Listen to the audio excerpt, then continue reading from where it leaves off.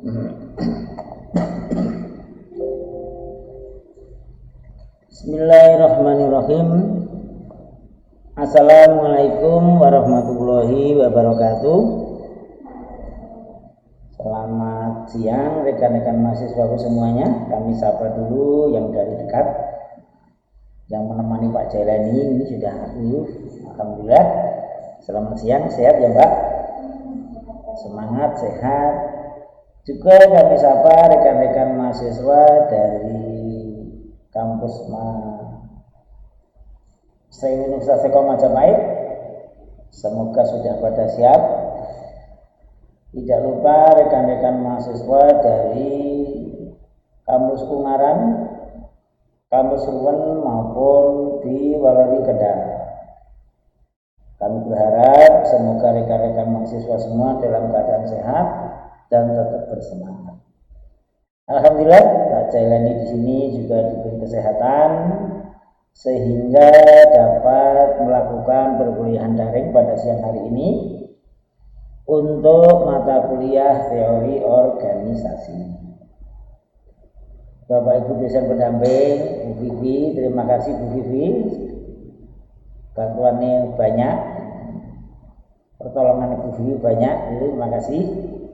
Terima kasih Bu Vivi ya. Baik rekan-rekan mahasiswa semuanya, untuk pertemuan kali ini kita masuk pada pertemuan yang ke-11 dan kita mengambil materi pokok bahasan tentang manajemen konflik. Nanti apa kita bahas bersama-sama terkait dengan manajemen konflik. Seperti biasa kita sampaikan dulu tujuan pembelajaran atau tema pembelajarannya ini. Yang pertama, setelah mempelajari bab ini diharapkan mahasiswa mampu yang pertama mengerti dan memahami definisi konflik. Saya yakin rekan-rekan mahasiswa semuanya termasuk Bapak Ibu dosen pernah berkonflik dalam konteks berbagai dimensi. Yang kedua, mahasiswa mampu menjelaskan mengapa konflik timbul. Kita jelaskan, kira-kira kamu kalau menjelaskan kenapa kamu berkonflik dengan pacarmu, bisa enggak? Rebutan bener ini ya, ini rebutan bener ini. Yang kedua, mengerti teknik-teknik mengelola konflik. Kalau sudah mengerti boleh kenapa, kita bagaimana mengelola konflik itu. Dan yang keempat adalah mengerti mengelola konflik dengan baik. Kalau ketiga tadi teknik-tekniknya, yang keempat adalah mengelola konflik dengan baik. Baik, langsung kita masuk pada pembahasan. Sebagai pendahuluan, sebagai introduction, kami perlu sampaikan bahwa sebagai makhluk sosial, kita berhubungan dengan pihak lain, kita berhubungan dengan orang lain, itu tidak akan mungkin kita lepas dari yang namanya konflik.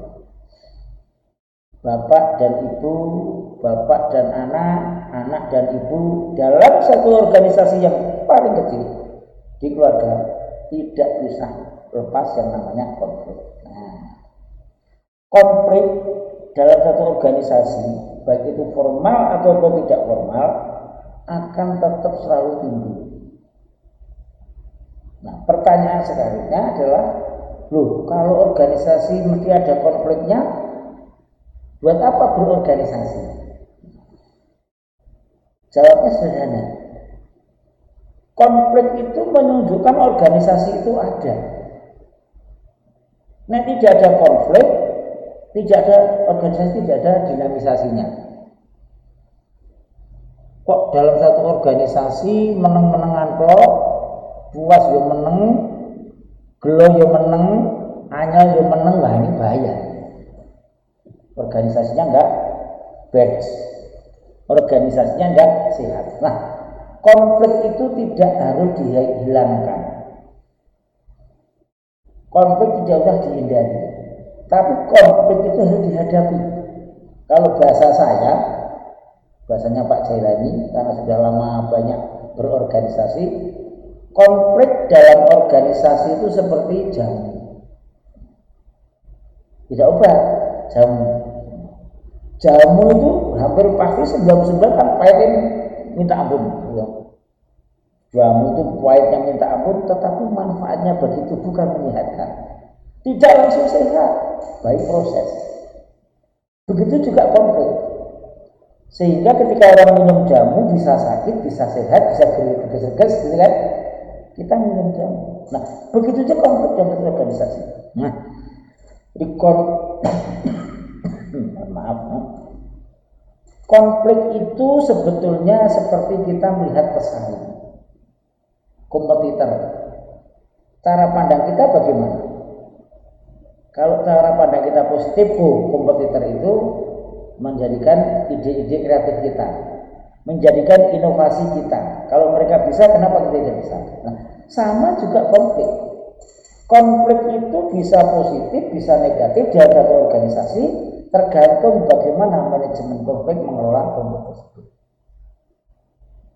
Dalam satu organisasi tidak ada konflik, diam-diaman saja, saya yakin organisasi tidak sehat. Termasuk hubungan kita dengan pihak lain, tidak ada terjadi gesekan kan di rumah. Loh, kita ini robot apa orang ini? Kan? Kamu punya pacar nggak pernah dimarahi, ini robot apa? Gitu kan? Kembali, jadi konflik itu tidak bisa dihindari, konflik itu tidak bisa dihilangkan. Mesti ada. Kita, Bapak Ibu dosen, mahasiswa bisa merasakan sampai pada hari ini, detik ini, Pak Jailani menyampaikan manajemen konflik, mesti Anda pernah merasakan semua konflik yang ada dalam konteks yang berbeda-beda. Nah, bagi satu organisasi, yang paling utama adalah bagaimana mengelola konflik. Karena ingat, konflik itu mempunyai arti yang positif maupun arti yang negatif. Kalau kita menganggap konflik itu positif, pimpinan akan mengevaluasi, kok seperti ini mungkin ada yang salah. Termasuk akan mahasiswa protes sama Pak Jailani, kok gitu, berarti saya mengintervensi, berarti ada yang salah. Mari kita benarkan bareng-bareng.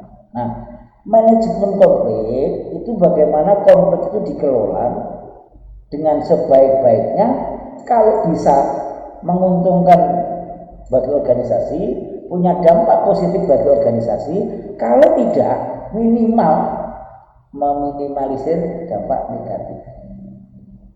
Terkadang mungkin karena saya banyak kritisi, saya banyak konflik dengan mahasiswa, berarti saya menjadi lebih baik dalam penyampaian materi, lebih baik dalam sikap, lebih baik dan segala macam.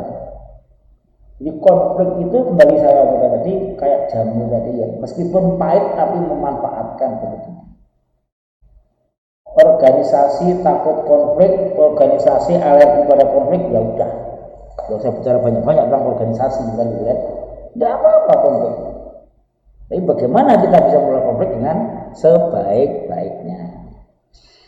Itu sebagai pembukaan tentang bagaimana konflik dalam suatu organisasi. Nah, tadi sudah saya tanyakan definisi konflik itu apa?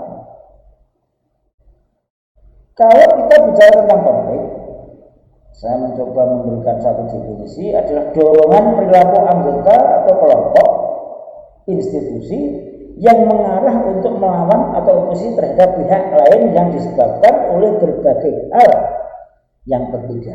Jadi intinya ada hal yang berbeda tadi antara pihak yang satu dengan pihak yang lain. Kalau kamu berkonflik dengan pacarmu kan mesti ada perbedaan. Kamu disuruh datang tepat waktu, belah tolak. Hanya itu saja. Nah, kembali ke organisasi, ketika kita melihat definisi konflik, karena konflik itu terjadi di dua belah pihak. Konflik kok ijen itu kan nggak mungkin. Single konflik itu ada gitu. Nah, kita harus melihat dari konsep definisi suatu organisasi. Ada 3 variabel dalam satu organisasi yang disinilah sebetulnya anatomi akar permasalahan daripada konflik. Yang pertama, adanya anggota. Berorganisasi itu anggotanya adalah orang-orang. bukan laptop, bukan HP kan, atau apalagi mesin-mesin. Nah, karena orang-orang potensi untuk berbeda, potensi untuk bergesekan itu mesti ada. Nek wis wong kok ora nek bedaan, ora nek gesekan itu ya nuwun sewu yang sudah di jalanan itu kan, yang sudah ngomong sendiri-sendiri kan. Jadi anggota itu sudah menunjukkan potensi untuk konflik. Jauh nak berorganisasi kok mau konflik, lebih konflik, anyal konflik, tidak usah berorganisasi. Yang kedua, bekerja sama. Kalau hanya dalam organisasi, ya, konsepnya organisasi anggota yang terdiri dari beberapa orang itu agak mudah. Yuk berkumpul, kita membentuk organisasi. Yuk berkumpul, kita membentuk kelompok. Masih mudah.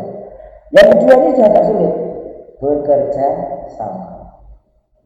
Terus orang-orangnya tadi punya sifat kompleksitas yang berbeda-beda, punya watak dan karakter yang berbeda. Yang kedua dipadukan maju kerjasama. Anda lihat di lingkungan saudara ya, kalau Anda kerja bakti juga jalan. Tidak mungkin yang semangat semua, tidak mungkin yang cerelean semua, santai semua. Dia ada yang santai, dia ada yang cerelean, dia ada yang guyon kan begitu kan. Nah, bekerja sama dalam kerja bakti saja seperti itu, apalagi itu hal-hal yang lebih prinsipil. Makanya kalau untuk bekerja sama ini sudah agak dalam tanda petik agak mungkin terjadinya konflik. Lah kain ini, lah kain ngono, lah kulit ini kan gitu kan. Yang kedua sudah mungkin potensi untuk konflik. Anggotanya orang-orang menurut Al-Quran orang-orang kan halunga anyel ke dibuat tokonya baik, jadi ini kan juru rapatik baik ya. Dibuat kenal nyaran-nyaran baik semuanya sudah terjadi jalinan terjadi baik, ini biasa kan. Nah yang ketiga apalagi mencapai tujuan bersama. Pemahaman tujuan bersama ini adalah bagaimana organisasi bersatu mencapai sasaran dan tujuan yang diharapkan. Bukan berarti tujuan bersama harus sama rasa. Apa dibalik? Yang punya tujuan pimpinan yang bekerja keras anak buah. Misalnya ini. Di mana-mana itu kalau berhasil satu organisasi yang ditunjukkan pimpinannya. Ketuanya, direkturnya, rektornya dan segala macam. Jadi kalau kita melihat definisi konflik bahwa